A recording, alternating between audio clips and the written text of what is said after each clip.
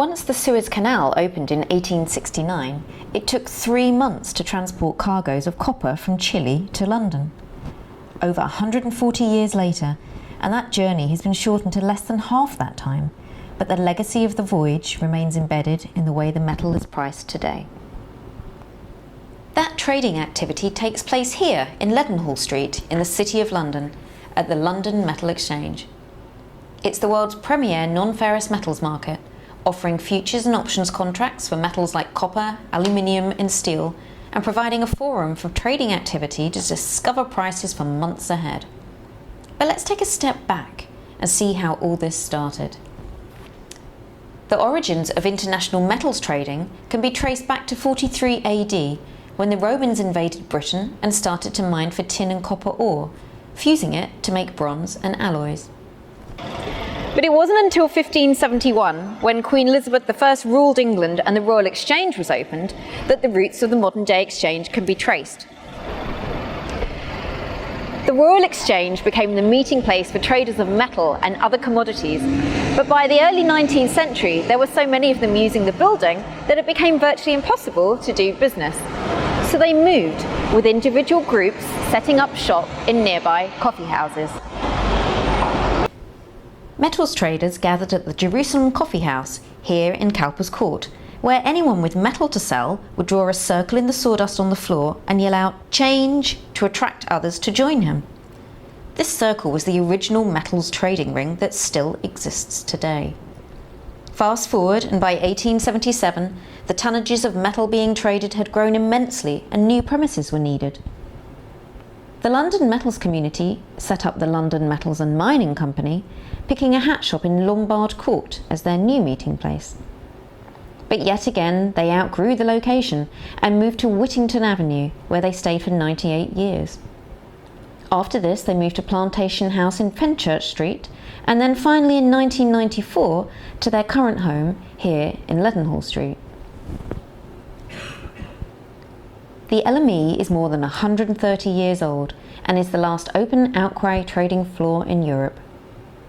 At the end of 2012, Hong Kong Exchanges and Clearing finalised a deal to buy the LME for almost £1.4 billion sterling. There are ambitious new plans for the LME, new contracts, new warehouses and new members. Using the LME, its new owner wants to convince China to adopt Hong Kong exchanges as the offshore meeting point for both itself and institutional investors. Hong Kong's bigger targets are fixed income and currencies, with the holy grail being equities. The acquisition of the LME by the Hong Kong Exchange opens up the last great frontier for the LME. We are a truly global market with 90% plus market share around the globe.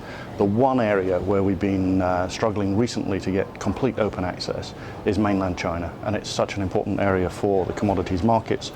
We're hoping, and we're very confident, that the ownership by the Hong Kong Exchange, with its experience of dealing with the mainland, with its language, common language, some shared cultural issues, it will be able to get us deep into the Chinese markets, deeper than we are now.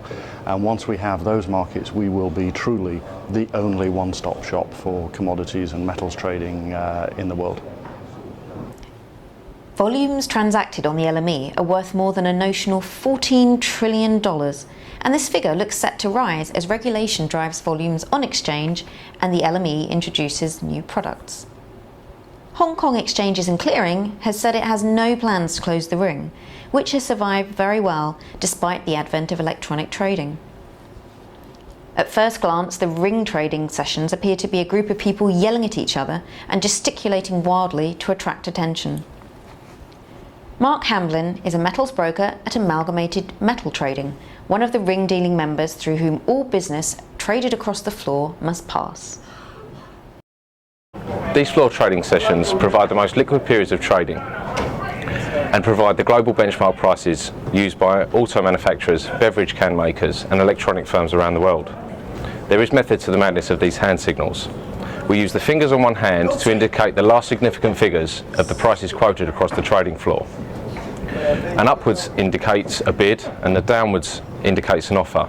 These are used to supplement the verbal commentaries down the front.